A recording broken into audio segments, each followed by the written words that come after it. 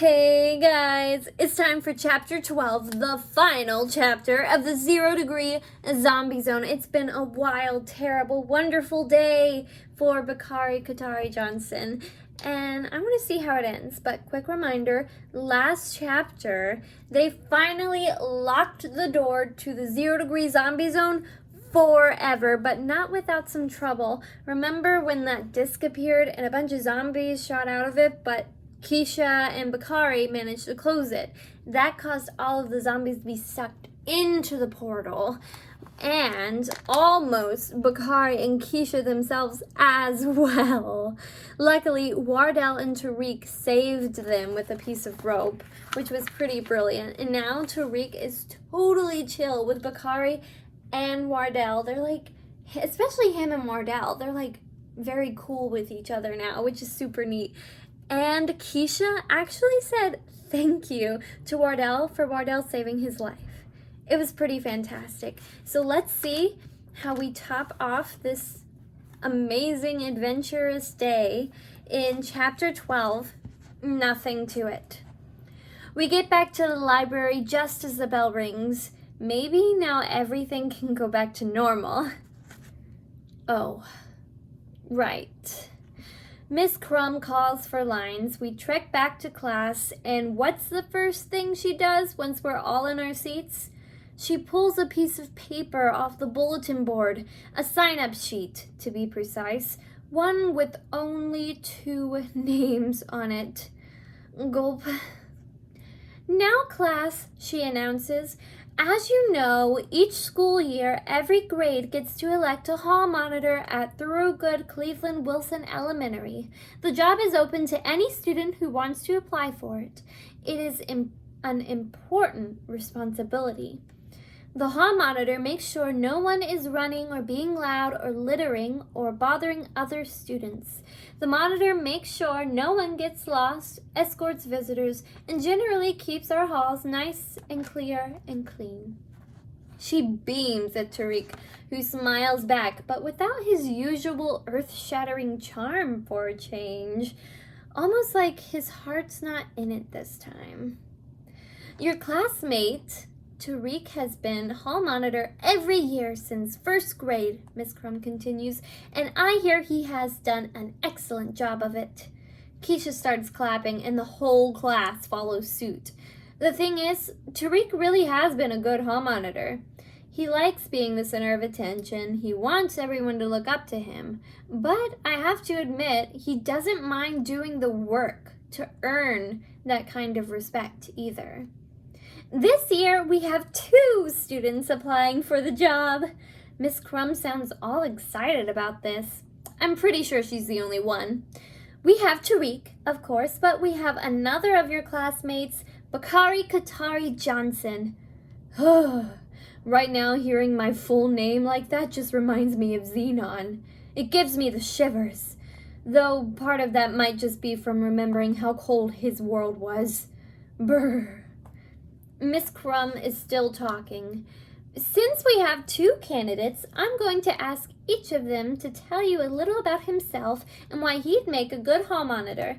Then we'll put it to a vote.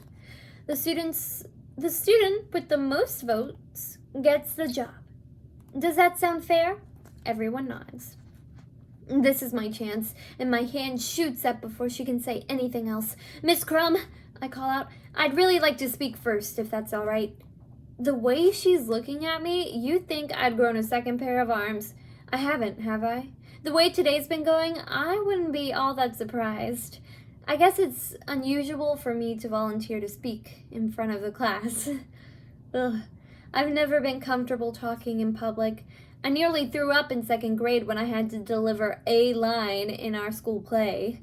But somehow, after ice zombies and everything else, it doesn't seem all that scary anymore. Of course, Bakari, she tells me. Go right ahead. That's what I like about Miss Crumb. She tries to be fair to everybody. I get up and walk to the front of the room.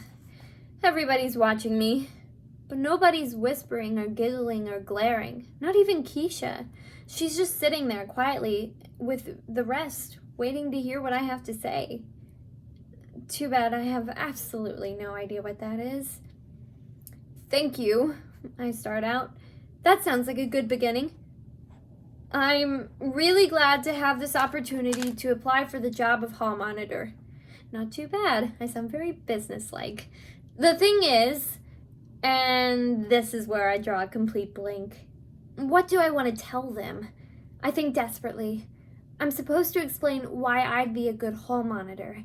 Well, why would I? More importantly, why would I be a better hall monitor than Tariq? Would I? Then, in a flash, I know exactly what to say. The thing is, I continue, trying to act like I had this planned all along, I don't think you should pick me as your hall monitor. There are a few gasps around the room. Some of the other kids sit up and look around like they fell asleep and are wondering if they're still dreaming. Keisha's frowning, like she thinks this is some kind of trick. Wardell looks confused, but when my eyes meet his, he smiles and gives me a thumbs up. At least I know I'd have gotten one vote. But the truth is, it would have been the only one. Even I would have voted for Tariq over me. He's just the better kid for the job. And that's exactly what I tell them. I'd like to be your hall monitor, I say, but I got to watch Tariq in action today, and he's really something.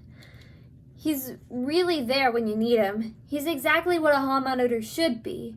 I don't think I could do the job half as well as he does, and through good Cleveland Wilson Elementary's 4th grade class deserves the best hall monitor it can have. That hall monitor is our own classmate Tariq Thomas. I end by applauding Tariq, and Keisha quickly joins in. So does the rest of the class. Funny thing is, I get the feeling some of the clapping is for me too. Well, Bakari, thank you for that inspiring speech, Miss Crum tells me as she steps up and gestures me back to my seat. That was very well put, and it's refreshing to hear someone admit when they're not the best person for something. That takes honesty and a lot of self-knowledge. She smiles at me. It's the warmest, kindest smile I've ever seen from her. Tariq, she adds, turning to him, since Bakari has withdrawn, the job of hall monitor is still yours, if you want to keep it, of course. Tariq stands up. Yes, ma'am, he tells her, and I just want to say thank you to Bakari. I think he would have been a better hall monitor than he says.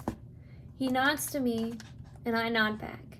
Maybe we're not the worst enemies after all. Not today, at least. Ah, that's so cool. Tariq, Bakari, no, Wardell, Bakari, Tariq, Keisha. That's great. Too bad, Bakari, someone says, and I look around to see Nicey nodding to me. Maybe next time.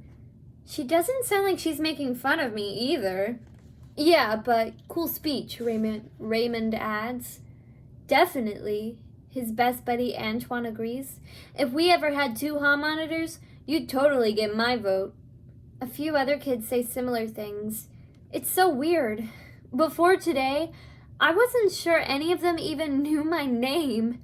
I'm sure most of them have never talked to me before. Now, here they are, acting like we're pals or something. Part of me wonders if maybe they'd notice more about today's events than I thought.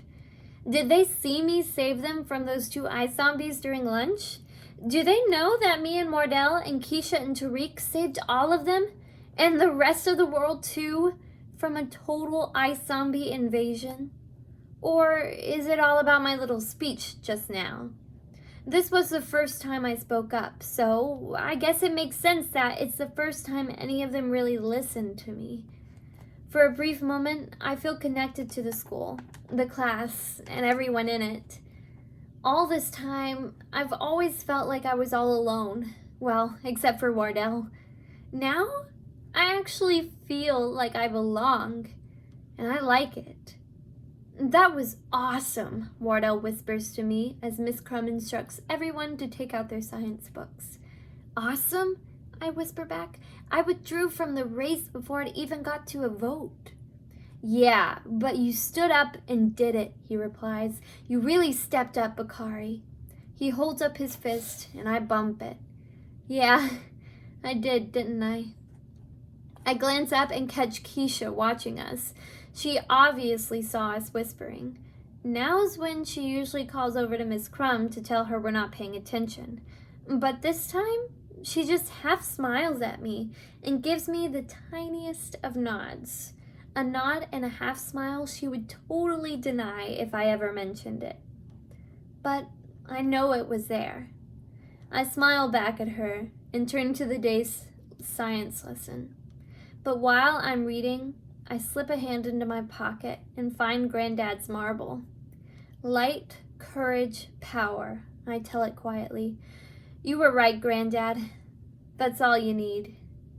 I squeeze my eyes shut, then open them again. Shut, then open. Shut, then open. You know, for a day that started off so terrible, it hasn't turned out too badly after all.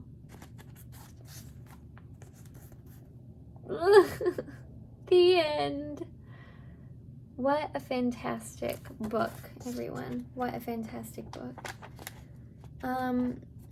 If you've been reading this with me from the beginning, I recommend that you go and listen to like the first minute or two of each of my videos, because I kind of give like a recap of the previous chapter, and that'll help refresh you for when you're ready to take your AR test.